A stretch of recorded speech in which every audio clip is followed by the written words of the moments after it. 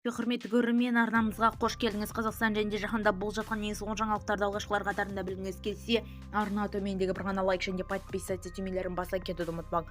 Ал онда біз бастадық. Ақтау маңында ұшақ құлады, апаттың болжамы себебі аталды. Видеодан кадрлар берілді. 25 желтоқсан күні Ақтау маңында ұшақ құлаған, әуе кемесі апатының алдын ала себебі аталды деп хабарлайды ел.кз ақпарат агенттігі.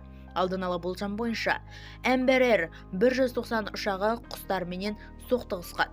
Көлік министрлігі әуе кемесі Әзербайжанның Azlines компаниясына тиесілі екенін атап өтті. Ұшақтың құраған сәтті видеосы түсіп қалған. Бұл ұзақ Azerbaycan Airlines авиакомпаниясының тиесілі.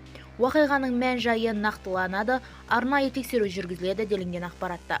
ТЖМ мәліметінше, Ақтаудан ұшақ құлаған орынға Қазақстан ТЖМ жеке құрамынан 52 адам және 11 техник барған. Бізді тамашалауды жалғастырыңыз, сау саламат болыңыз.